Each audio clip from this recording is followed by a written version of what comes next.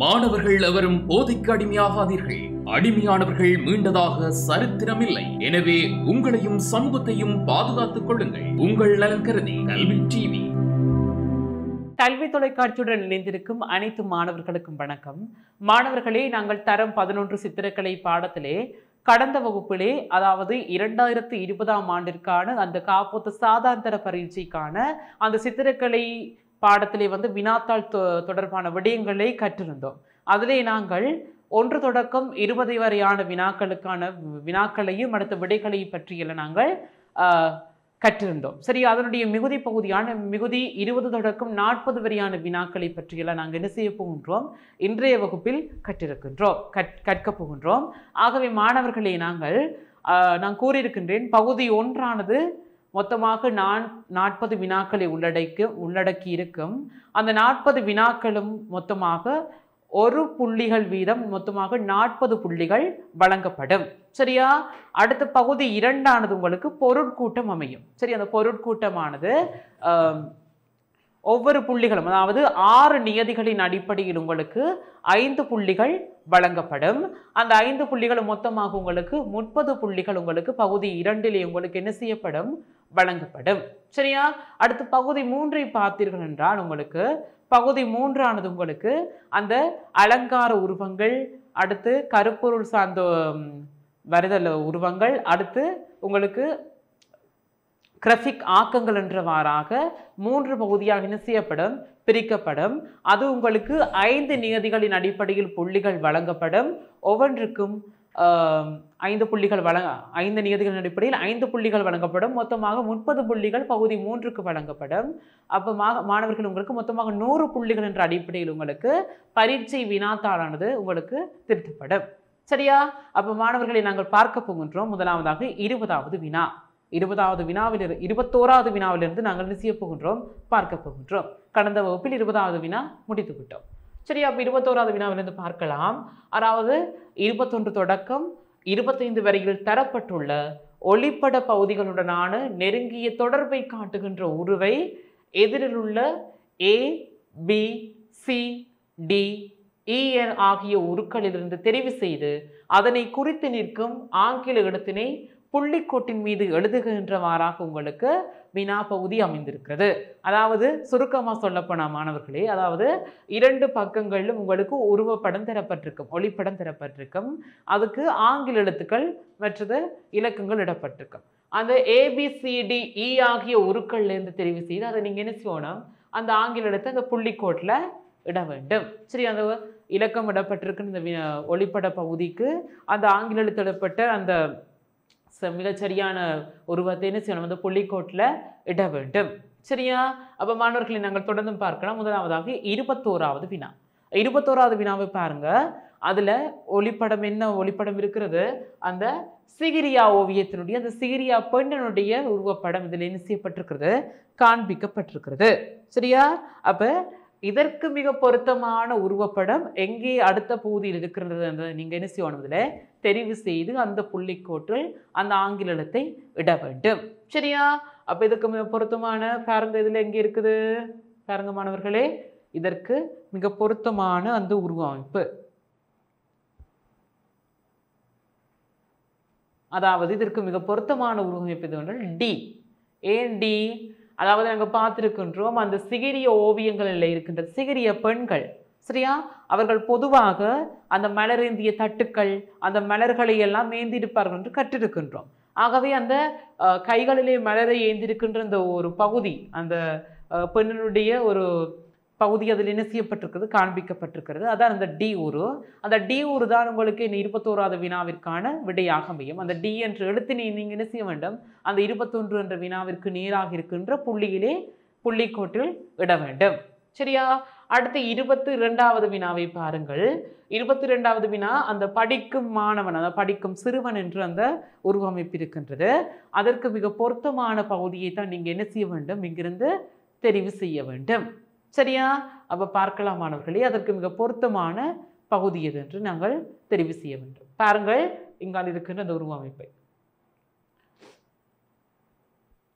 அதாவது பாருங்கள், அதாவது இ. சரியா மாணவர்களே? அந்த ஈ அமைப்பு தான், அந்த ஈ என்ற ஒளிப்பட அமைப்பு தான் இதுக்கு என்ன மிக பொருத்தமான பகுதி. சரியா? அதாவது ஈ 22வதுக்கான வினாவிற்கான விடையது ஈ. சரியா? அடுத்து மாணவர்களே பாருங்கள் 23வது வினா. இது என்ன? அந்த ஓட்டுச்சூளை என்ற ஓவிய பகுதி. அந்த ஓட்டுச்சூளை என்ற ஓவிய பகுதிக்கு மிக பொருத்தமான ஒளிப்படத்தை தான் நீங்கள் என்ன செய்ய வேண்டும்? 23க்கு நீங்கள் அதிலே விடை அளிக்க வேண்டும். சரியா? 23க்கு மிக பொருத்தமான விடை பகுதி எது? பாருங்கள் மாணவர்களே 23. சரியா? இதற்கு மிக பொருத்தமானது அந்த பி. சரியா? என்னது? பி. இதுதான் இதற்கு மிக பொருத்தமான விடை பகுதி. சரியா? இது ஒரு ஓவிய அமைப்பு. சரியா? அடுத்து பாருங்கள் மாணவர்களே 24. என்ன என்ன இது கேள்வி? 24 அந்த எகிப்திய அந்த ஆக்கங்கள். சரி, எகிப்திய ஆக்கங்கள் ஒரு பகுதி தான் இந்த பறவை வேட்டை பகுதி. சரி, அதே போன்ற ஒரு பகுதி தான் இதிலே காண்பிக்கப்பட்டிருக்கிறது. அதற்கு மிக பொருத்தமான அமைப்பு இதில் எங்கே இருக்கின்றது நீங்க என்ன செய்ய வேண்டும்? இதிலே தெரிவு செய்து கொள்ள வேண்டும். சரியா? அப்ப இந்த எகிப்திய ஆக்கங்கள் ஒன்றுதான் இந்த பறவை வேட்டை அமைப்பு 24. அந்த பறவை வேட்டையை பற்றி நாங்கள் கற்றிருக்கின்றோம். அதே போல வேறு என்ன ஓவியம் இருக்கின்றது? மிடம் வாத்துக்கள், அது மிடமின் வாத்துக்கள் என்ற ஓவியம் நாங்கள் கற்றிருக்கின்றோம். அதனுடைய பகுதி தான் என்ன செய்யப்பட்டிருக்கிறதுலே காட்டப்பட்டிருக்கிற ஒரு பகுதி. இது ஏ. அப்ப 24க்கு மிக பொருத்தமான விடை எது மாணவர்களே? ஏ. அப்ப ஏ என்ற விடையை நீங்க என்ன செய்ய வேண்டும்? இதிலே அந்த புள்ளிக்கோட்டிலே குறிப்பிட வேண்டும். சரியா? அடுத்து 25 பாருங்கள். இதுவும் ஒரு தேவ உருவம் போல் இருக்கின்றது. சரியா? இதற்கு மிக பொருத்தமான என்ன? தேவ அந்த பெண்ணுருவம் போல இருக்கின்றது. சரியா? இதற்கு மிக பொருத்தமான அந்த ஒழுங்கமைப்பு தான் நீங்க என்ன செய்ய வேண்டும்? இதிலிருந்து தெரிவு செய்து கொள்ள வேண்டும். அப்ப மிகுதியாக இருக்கின்றது என்றாலே உங்களுக்கு புரிந்து கொள்ளக்கூடியதாக இருக்கும். சரி, இதில் மிகுதியாக இது இருக்கின்றது சி. சரியா? அப்ப இதற்கு மிக பொருத்தமான விடை என்ன? 25வதற்கு சி. சரியா? அப்ப சி என்ற பகுதி தான் 25வதுக்கு விடையாக அமையும். சரியா மாணவர்களே? அப்ப பாருங்கள், நான் மீண்டும் கூறுகிறேன், 21க்கு மிக பொருத்தமான விடை, அதாவது 21க்கு டி. சரியா? அடுத்து 22க்கு பொருத்தமான விடை இ. 22க்கு இ. அடுத்து 23க்கு அந்த ஓட்டுச்சூளை உருவமைப்புக்கு 23க்கு எதுவென்றால் பி. சரியா? அடுத்து 24க்கு ஏ. 25க்கு சி. சரியா மாணவர்களே? அப்ப 21 தொடக்கம் 25 வரையான வினாக்களுக்கான விடைகளை நாங்கள் பார்த்து விட்டோம். சரியா? இனி நாங்கள் மிகுதி பகுதியை தொடர்ந்தும் கற்கலாம். ஆகவே நான் கூறுகின்ற விடயங்களை எல்லாவற்றையும் எந்த ஒரு சிறு விடைகளாக இருந்தால் நீங்க என்ன செய்ய வேண்டும்? அவற்றை குறிப்பேடுகளில் குறித்து வைத்துக் கொள்ளுங்கள். சரியா? அப்ப அடுத்து பார்க்கலாம் 26 தொடக்கம் 30 வரையான வினாக்களை பற்றி தான் நாங்கள் என்ன செய்ய போகின்றோம்? தொடர்ந்தும் பார்க்க போகின்றோம். சரியா? இதிலே பாருங்கள் வினா 26 தொடக்கம் 30 வரையான வினாக்கள். சரியா மாணவர்களே? முதல் நாங்கள் 21 தொடக்கம் 25 வரை பார்த்து விட்டோம். இனி 26 தொடக்கம் 30 வரையானது. 26லிருந்து 30 வரை பார்க்கலாம். பாருங்கள், இந்த வினாவை பாருங்கள், தலைப்பை பாருங்கள். அதாவது 26 தொடக்கம் 30 வரையான ஒவ்வொரு வாக்கியத்திலும் உள்ள இடைவெளிக்கு பொருத்தமான சொல் அல்லது சொற்களை இட்டு பூரணப்படுத்துக. அதாவது 26 தொடக்கம் 30 வரையான வினாக்கள் நீங்க அந்த இடைவெளி நிரப்புகின்ற பகுதியாக இருக்கும் அந்த வினா பகுதி. அதிலே பாருங்கள், சொல் அல்லது சொற்கள் ஒரு தனிச்சொல்லாக இருக்கலாம், ஒரு சொற்களாகவும் இருக்கலாம். அதை தான் நீங்க என்ன செய்யணும்? விடையளிக்க வேண்டும். சரியா மாணவர்களே? அப்ப நாங்கள் தொடர்ந்து 26 தொடக்கம் 30 வரையான வினா பகுதியை நாங்கள் பார்க்கலாம். பாருங்கள் மாணவர்களே 26. சரியா? கண்டி திருத்துவ இறைப்பீடத்தில் உள்ள ஓவியங்களுள் காயமுற்ற ஒருவருக்கு சிகிச்சை அளிக்கும் டேஸ் என்ற ஓவியத்தின் மூலம் உணர்வு பூர்வமானதொரு சந்தர்ப்பம் சித்தரிக்கப்படுகின்றது. சரியா? அப்ப நாங்கள் கற்றிருக்கின்றோம் சுதேச ஓவிய கலைஞர்கள் ஒருவர் தான் டேவிட் பெயிண்டர். சரியா? டேவிட் பெயிண்டர் அந்த கிறிஸ்தவ கருப்பொருள்களை அடிப்படையாக கொண்ட ஓவியங்களை தான் அதிகமாக வரைந்திருக்கிறார். சரி, அதிலே 2 ஓவியங்கள் இருக்கின்றது. வெற்றியுடன் ஜெருசலமுக்குள் பிரவேசித்தல், அடுத்த நல்ல சமாரியன். சரியா? அந்த நல்ல சமாரியன் தான் இதற்கு சரியானபடியாக இருக்கும். சரி, அதனுடைய கருப்பொருளான என்ன? அந்த சிகிச்சை அளிக்கின்ற ஒரு சந்தர்ப்பம். சரி, அதாவது ஒரு காயமுற்ற ஒருவருக்கு சிகிச்சை அளிக்கின்ற சந்தர்ப்பம் தான் இந்த நல்ல சமாரியன் என்று ஓவியத்தினுடைய கருப்பொருளாக அமைந்திருக்கும். அதுதான் இதற்கு மிக பொருத்தமான விடை. சரியா, அப்ப பார்க்கலாம் அந்த வினாவை பாருங்கள். கண்டி திருத்துவ இறைப்பீடத்தில் உள்ள ஓவியங்களுள் காயமுற்ற ஒருவருக்கு சிகிச்சை அளிக்கும் டேஸ் என்ற ஓவியத்தின் மூலம் உணர்வு பூர்வமானது ஒரு சந்தர்ப்பம் சித்தரிக்கப்படுகின்றது என்று 26வது வினா இருக்கின்றது. சரியா, அப்ப அடுத்து 27வது வினாவை பார்க்கலாம். பாருங்கள். இறுதி ராப்போசனம் என்ற ஓவிய ஒருங்கிணைப்பின் போது இருளான சூழலில் இயேசுநாதர் உள்ளிட்ட குழுவினரை ஒளியூட்டமாக எடுத்துக்காட்டும் கோட்பாடு டேஸ் எனப்படும். நாங்கள் சித்திரக்கலை பாடத்தில் பல்வேறுபட்ட கோட்பாடுகள் எல்லாம் கற்றிருக்கின்றோம். சரி, அதில் ஒன்றுதான் என்ன, கியூரஸ்கியூரோ கோட்பாடு. என்ன கோட்பாடு? கியூரஸ்கியூரோ கோட்பாடு. கியூரஸ்கியூரோ கோட்பாடு என்ற இருளொளி தன்மையின் வேறுபாடை காட்டி வருகின்ற ஒரு தொழில்நுட்பம். சரியா, அப்ப 27வது வினாவை மீண்டும் பார்க்கலாம். இறுதி ராப்போசனம், அந்த மறுமலர்ச்சிக்கான ஓவியங்கள், அதுல ஒன்றுதான் இந்த இறுதி ராப்போசனம். இந்த இறுதி ராப்போசனம் என்ற ஓவிய ஒருங்கிணைப்பின் போது இருளான சூழல்ல இயேசுநாதர் உள்ளிட்ட குழுவினரை ஒளியூட்டமாக எடுத்து காட்டுகின்ற கோட்பாடு டேஸ் எனப்படும். அதான் அதற்கு விடை என்ன, கியூரஸ்கியூரோ நுட்ப முறை. சரியா மாணவர்களே, அப்ப வெற்றியெல்லாம் நீங்க என்ன செய்யணும், குறித்து வைத்துக் கொள்ள வேண்டும். அந்த கியூரஸ்கியூரோ என்றா என்ன, அதுக்கான விளக்கம் நான் கூறினேன். அதையெல்லாம் நீங்க என்ன செய்யணும், குறித்து வைத்துக் கொள்ள வேண்டும். சரியா, அதில் உங்களுக்கு அந்த வாக்கியம் எழுதுகிற ஒரு பகுதி பார்த்தமே கடந்த வகுப்பிலே, அந்த பகுதியில் இதெல்லாம் வரும் உங்களுக்கு. சரியா, அடுத்த மாணவர்களை நாங்கள் தொடர்ந்து பார்க்கலாம். 28வது வினா. சரியா, எத்தனையாவது வினா? 28வது வினா. பாருங்கள் மாணவர்கள், 28வது வினா. வேதனை, பயம், அச்சம், முயற்சி ஆகியவற்றை சித்தரிக்கும் கெலனிஸ்டிக் காலத்திற்குரிய டேஸ் சிலை யதார்த்தபூர்வமான தன்மைக்கமைய மேற்கொள்ளப்பட்ட நிர்மாணிப்பாகும்.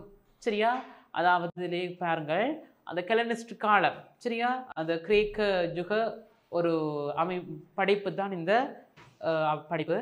சரி, அதில் என்ன வெளிப்படுகிறதா, வேதனை, பயம், அச்சம், முயற்சி ஆகியன சித்தரிக்கப்படுதாம்.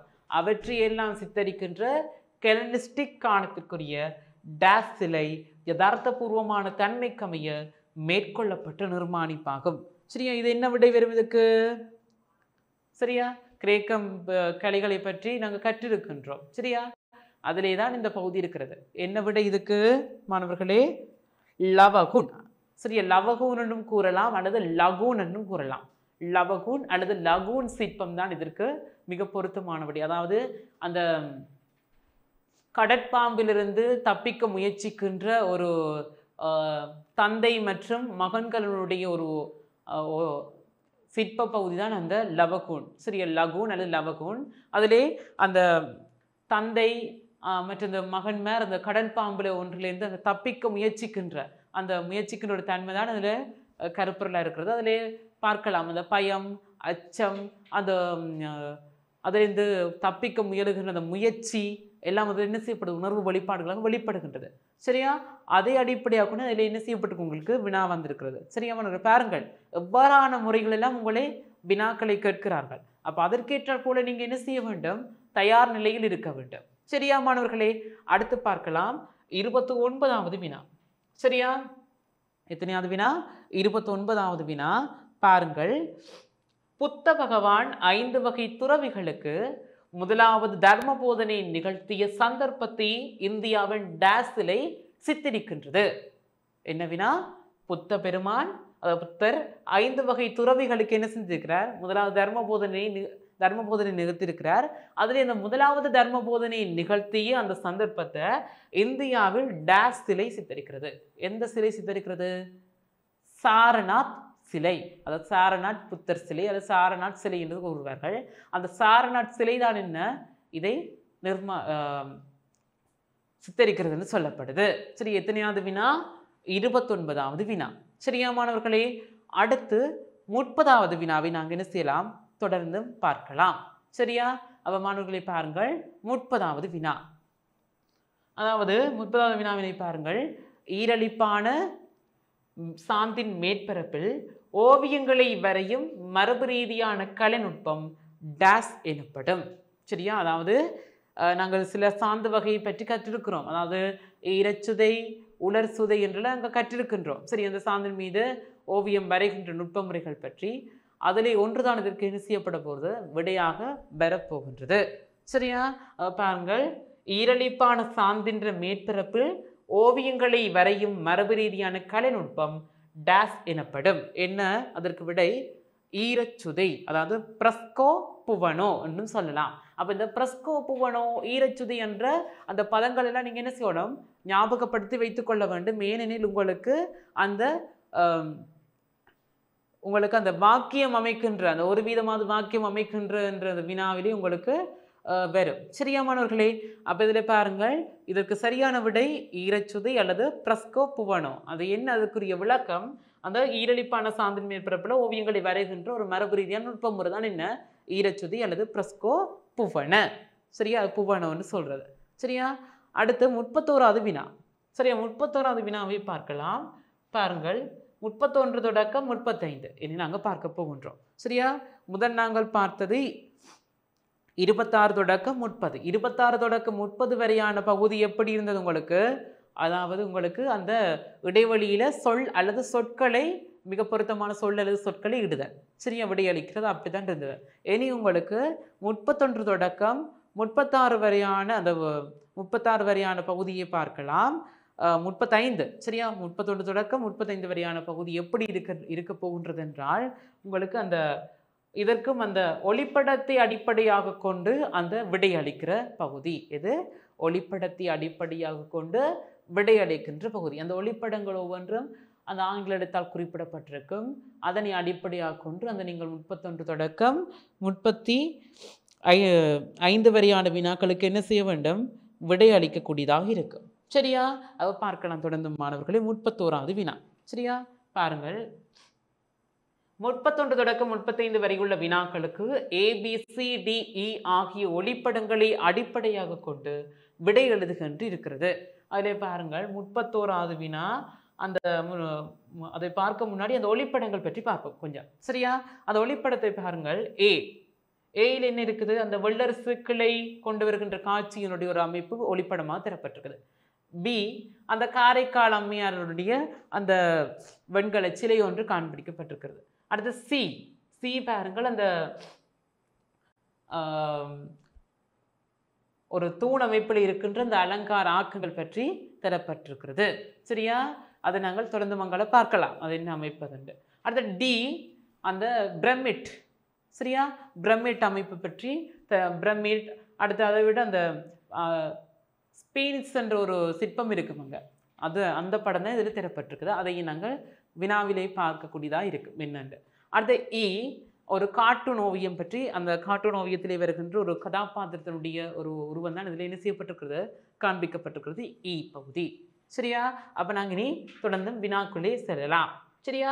அப்போ ஏ எழுத்து 31வது வினாவை பாருங்கள். ஏ எழுத்தினால் காட்டப்பட்டுள்ள ஓவிய பகுதி எந்த ஓவியத்திலிருந்து எடுக்கப்பட்டுள்ளது? சரியா? அது என்ன, ஏ எழுத்தினால் காட்டப்பட்டுள்ள ஓவிய பகுதி எந்த ஓவியத்திலிருந்து எடுக்கப்பட்டிருக்கிறது என்று ஒரு வினா கேட்கப்பட்டிருக்கிறது. எந்த ஓவிய பகுதியிலிருந்து எடுக்கப்பட்டிருக்கிறது? கூறிவிட்டேன் நிலவே, அதாவது வெள்ளரசு கிளை கொண்டு வருகின்ற காட்சி. அப்போ என்ன விட இதுக்கு? சங்கமித்தை வெள்ளரசு மரக்கிளியை இலங்கைக்கு கொண்டு வரும் காட்சியிலிருந்து என்ன செய்யப்பட்டிருக்கிறது, எடுக்கப்பட்டிருக்கிறது.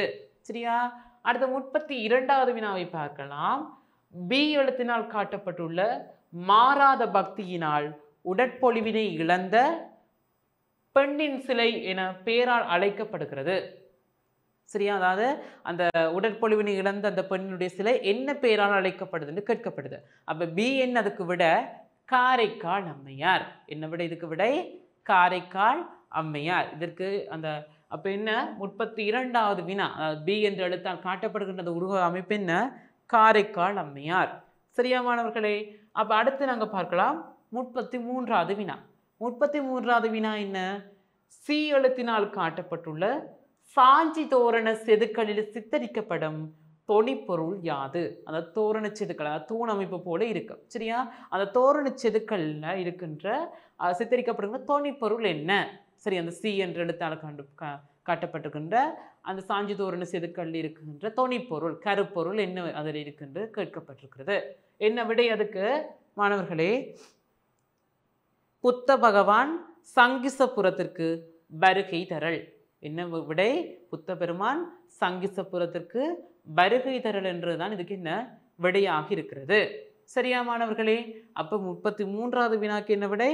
புத்த பகவான் சங்கிசபுரத்திற்கு வருகை தரல். சரியா? அடுத்து 34வது வினாவை பாருங்கள். டி எழுத்தினால் காட்டப்பட்டுள்ள மனித முகத்துடன் விலங்கு உடலை இணைத்து உருவாக்கப்பட்ட கற்பனை சிலை எது? சரியா? அதாவது நாங்கள் கிரேக்க கலை எகிப்திய கலையெல்லாம் கற்றிருக்கின்றோம். சரியா? அதிலே அந்த கிரேக்கத்தினுடைய அந்த ஒரு பகுதி என்ன? அந்த ஸ்பிங்க்ஸ் சிற்பம். சரியா? அந்த ஸ்பிங்க்ஸ் சிற்பம் எல்லாம் என்ன எப்படி இருக்கின்றதாம்? அந்த சிங்க உடலையும் மனித தலையையும் கொண்டதாக அமைக்கப்பட்டிருக்கும். அந்த பகுதி தான் இதில் என்ன செய்யப்பட்டிருக்கு உங்களுக்கு கேட்கப்பட்டிருக்கிறது. சரியா? பார்க்கலாம். அது அடுத்த வினாவை பாருங்கள். அப்போ 34வது வினாக்கு என்ன விடை? ஸ்பிங்க்ஸ். அது ஸ்பிங்க்ஸ் அல்லது ஸ்பினிக்ஸ். சரியா? அடுத்த 35வது வினாவை பார்க்கலாம். ஈ எழுத்தினால் காட்டப்பட்டுள்ள கேலி சித்திர பாத்திரத்தினை உருவாக்கிய கலைஞர் யார்? ஈ எழுத்தினால் காட்டப்பட்டிருக்கின்ற அந்த கேலி சித்திரம் கார்ட்டூன் ஓவிய கதாபாத்திரத்தை உருவாக்கிய கலைஞர் யார் என்றவாறாக அடுத்த வினா தரப்பட்டிருக்கு. எத்தனையாவது வினா? 35வது வினா. அதற்கு விடை என்ன? ஹமிலஸ் பெரேரா. சரியா? அப்போ நாங்கள் கற்றிருக்கின்றோம் நிறைய பேரை பற்றி. WR விஜயசோம, ஹமிலஸ் பெரேரா. சரி, இவ்வாறு நாங்கள் பல பேரை பற்றி கார்ட்டூன் ஓவிய கலைஞர்கள் பற்றி கற்றிருக்கின்றோம். அதில் வருகின்ற சில பிரபலமான கார்ட்டூன் கதாபாத்திரங்களை பற்றியும் கற்றிருக்கிறோம். அப்பஹாமி, புஞ்சி சிஞ்சோ, இப்படியெல்லாம் பல பேர் பற்றி நாங்களும் கற்றுக்கொண்டோம். இவற்றையெல்லாம் நீங்கள் ஞாபகப்படுத்திக் கொள்ளுங்கள். என்றால் இவ்வாறான வினாக்கள் இந்த பகுதிகளில் அதிகமாக வினவப்படுவது வழக்கம். சரியா? சரி மாணவர்களே, இவ்வளவு நாங்கள் கற்றது 31 தொடக்கம் 35 வரையான அந்த பகுதி. அதாவது பொருத்தமான விடையை நீங்கள் இந்த ஒளிப்படத்தில் இருக்கின்ற அந்த ஒளிப்படத்துக்கு பொருத்தமான விடைகளை என்ன செய்யணும்? இந்த வினாக்களுக்கு கொடுக்க வேண்டும். அந்த எழுத்துக்களோ அந்த விடையாகவோ கொடுக்க வேண்டும். சரியா? அடுத்த வினாவை பார்க்கலாம். அதாவது 36 தொடக்கம் 40 வரையான வினா. எத்தனையாவது? 36 தொடக்கம் 40 வரையான வினாவை தான் நாங்கள் என்ன செய்ய போகின்றோம்? தொடர்ந்தும் பார்க்க போகின்றோம். சரியா? பாருங்கள் மாணவர்களே, முதலாம் தலைப்பை பார்க்கலாம். வினா தலைப்பை. உங்களுக்கு வழங்கப்பட்டுள்ள வர்ண ஓவியத்தை இனங்கண்டு அதன் கலை பண்புகளை பகுப்பாய்வு செய்யும் விதத்தில் 36 தொடக்கம் 40 வரைகள் தரப்பட்டுள்ள உப தலைப்புகளுக்கு அமைவாக பொருளுள்ள 5 வாக்கியங்களும் உள்ளது. அதான் தனிச்சொல்லால் விடையளித்தா உங்களுக்கு புள்ளி வழங்கப்பட மாட்டாது. தனியொரு சொல்ல நீங்கள் வச்சு இந்த வினாக்களுக்கு விடை அளித்தீர்கள் என்றால் உங்களுக்கு புள்ளி வழங்கப்பட மாட்டாது. இதை நீங்கள் கவனத்தில் கொள்ள வேண்டும். சரியா மாணவர்கள்? இப்போ ஒரு விட ஒரு ஒன் வேர்ட் ஆன்சராக நீங்கள் கொடுத்தீங்கன்னா அதுக்கு உங்களுக்கு புள்ளி வழங்கப்படாது. சரியா? அப்போ இவற்றை நீங்கள் நினைவில் வைத்துக் கொள்ள வேண்டும். இவற்றை நினைவில் வைத்து நீங்கள் நடந்தால் தான் உங்களுக்கு முழுமையான புள்ளி கிடைக்கும், அல்லது ஓரளவான புள்ளியாகவும் உங்களுக்கு கிடைக்கும் அந்த பகுதிக்கு. சரியா? அப்போ தனி ஒரு விடையாக நீங்கள் கொடுக்கக்கூடாது, ஒரு விளக்கமாக கொடுக்க வேண்டும். ஆகலும் நீங்கள் விளக்கம் கொடுக்குறதுல ஒரு சிறிதளவு விளக்கத்தோடு கொடுத்தீங்கன்னா ஓகே. சரியா? அப்போ பாருங்க, 36 தொடக்கம் 40. சரியா? ஒரு ஒளிப்படம் தரப்பட்டிருக்கும் வர்ணப்படம். அதை அடிப்படையாக கொண்டு நீங்கள் என்ன செய்ய வேண்டும்? இதுக்கு விடை அளிக்க வேண்டும். அப்போ அதை அடிப்படையாக கொண்டு நீங்கள் என்ன செய்ய வேண்டும்? விடை அளிக்க வேண்டும். சரியா? அப்போ நீங்கள் பாருங்க மாணவர்கள், இதில் அந்த ஒளிப்படம் இதில் தரப்பட்டிருக்குது. அதை என்ன ஒளிப்படம்னு நாங்கள் பார்த்துட்டு வரோம். அதுக்கு பிறகு அந்த வினாக்களுக்கான விடைகளை நாங்கள் தொடர்ந்தும் பார்க்கலாம். பாருங்கள் இந்த ஒளிப்படத்தை. என்ன? அந்த சித்தார்த்தனுடைய வாழ்க்கை வரலாற்றோட தொடர்பட்டு ஒரு ஒளிப்படம் தான் தரப்பட்டிருக்கிறது. இது யார் வரைந்தது? எம் சார்லிஸினுடைய ஓவிய படம். சரியா? ஓவிய பகுதி. இதை நாங்கள் கற்றிருக்கின்றோம். எம் சார்லிஸ், ஜோர்ஜ் கீட் எல்லாம் உங்களுடைய சுதேச கலைஞர்கள். இவரை பற்றியெல்லாம் நாங்கள் இவர்களை பற்றியெல்லாம் கற்றுவிட்டோம். அதில் வருகின்ற ஓவிய பகுதிகளை பற்றியும் எல்லாம் என்ன செய்தோம்? விளக்கமாக கற்றுவிட்டோம். சரியா? அப்போ உங்களுக்கு இந்த பகுதியெல்லாம் என்ன இலகுவாக விடையளிக்கக்கூடியதாக இருக்கும். சரியா? அப்போ பாருங்க மாணவர்களே, 36 தொடக்கம் 40 வரையான அந்த வினா பகுதி. அப்போ இது கலைஞர் தொடர்பாக இதில் கேட்கப்பட்டிருக்குது ஒரு வினா. என்ன? கலைஞர் தொடர்பா. இது என்ன? இதுக்கு விட என்ன? கலைஞர் யாருன்றதான் இதில் கலைஞர் தொடர்பாகன்னு கேட்கப்பட்டிருக்கிறது. இதுக்கு கலைஞர் யார்? M Charlize. எம் சார்லிஸ் அவர்களால் வரையப்பட்ட ஓவியம் வந்து முழுமையாக நீங்கள் கொடுக்கணும். அப்படி கொடுத்தா உங்களுக்கு புள்ளி வழங்கப்படும். சரி? அப்போ அதில் தரப்பட்டிருக்க பாருங்க, உங்களுக்கு அதில் மென்ஷன் பண்ணியிருக்காங்க. அதாவது தனிச்சொல்லினால் விடையளித்தால் புள்ளிகள் வழங்கப்பட மாட்டாது என்று உங்களுக்கு என்ன செய்திருக்கார்கள் அதிலே ஒரு குறிப்பு கொடுத்திருக்கிறார்கள். சரியா? அப்ப இது என்ன எவ்வாறு விடையளிக்க வேண்டும்? எம் சார்லிஸ் என்று விடை தனியாக கொடுக்காமல் எம் சார்லிஸ் அவர்களால் வரையப்பட்ட ஓவியம் என்று விடை கொடுக்க வேண்டும். அடுத்து 37வது பாருங்கள். தொனிப்பொருள் தொடர்பாக. தொனிப்பொருள் என்ன? இந்த ஓவியத்தினுடைய தொனிப்பொருள் என்ன? கருப்பொருள் என்ன? என்ன? சித்தார்த்தரின் பிறப்பின் பின்னர் அவர் நடக்கும் போது தாமரை மலர் மலர்ந்தமையை புலப்படுத்துகிறது. சரியா? அதாவது சித்தார்த்தர் பிறந்தா பிறகு அவர் நடக்கும்போது தாமரை மலர் என்ன செய்தாம்?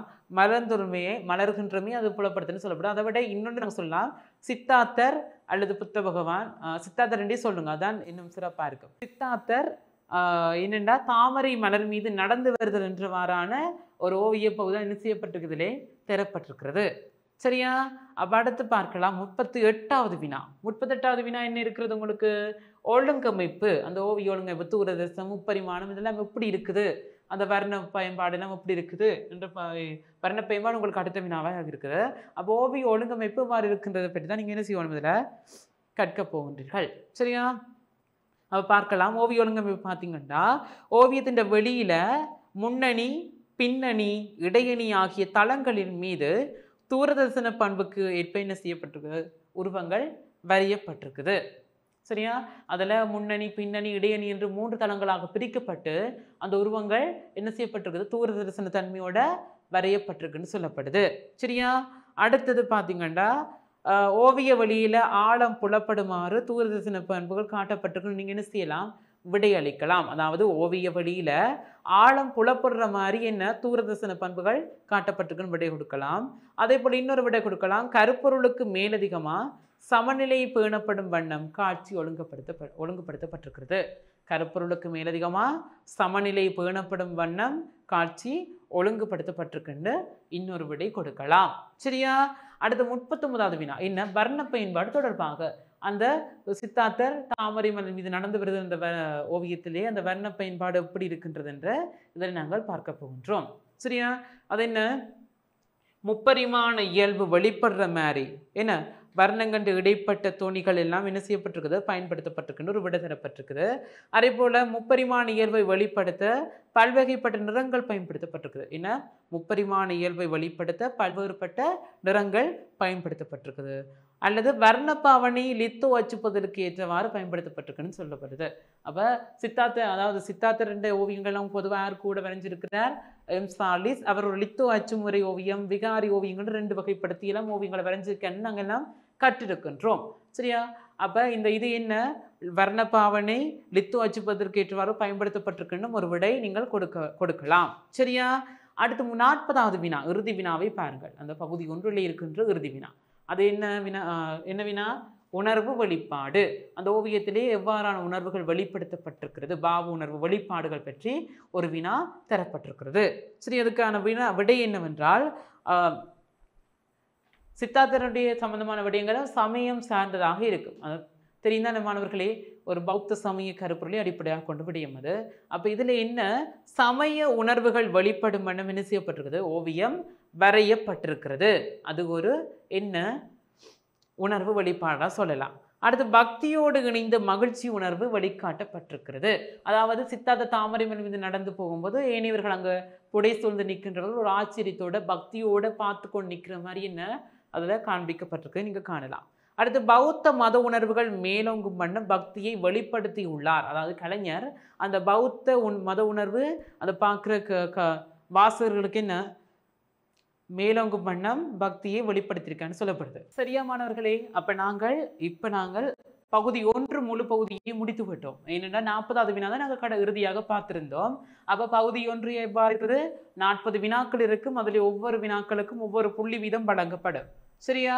என்ன உங்களுக்கு இடைவெளி நிரப்புறது, அடுத்து அந்த புள்ளிக்கோட்டில் சரியான ஆங்கில எழுத்து இடுவது, சரியா? இவ்வாறான பகுதிகளெல்லாம் உங்களுக்கு அதிக அளவில் வருது. மற்றது வாக்கியம் ஒரு வீதம் எழுதுவது, சரியா? அடுத்து அந்த ஒரு ஒளிப்படத்தை போட்டுவிட்டு அதை அடிப்படையாக கொண்டு சில அம்சங்களை அந்த ஒரு பகுதிகளை இட்டு அதை வைத்துக்கூட உங்களுக்கு வினாக்கள் கேட்கிறார்கள். இவ்வாறாக உங்களுக்கு அந்த பகுதி 1 அமைந்திருக்கிறது. மாணவர்களே, நாங்கள் இன்று தரம் 11 சித்திரக்கலை பாடத்திலே 2020ஆம் ஆண்டிற்கான அந்த வினா பகுதியை பற்றி கற்றுவிட்டோம். அதிலே அந்த 40 வினாக்கள் பகுதி ஒன்றை நாங்கள் கற்றுவிட்டோம். அதனுடைய மிகுதி பகுதிகள் ஏனைய வகுப்பிலே நாங்கள் கற்கக்கூடியதாக இருக்கும். ஆகவே தொடர்ந்தும் கல்வி தொலைக்காட்சியுடன் இணைந்திருங்கள். நன்றி. கல்வி டிவியில் புத்தம்புது நிகழ்ச்சிகளை உடனுக்குடன் பார்த்து மகிழ எமது Facebook மற்றும் YouTube பக்கத்தை லைக் செய்யுங்கள்.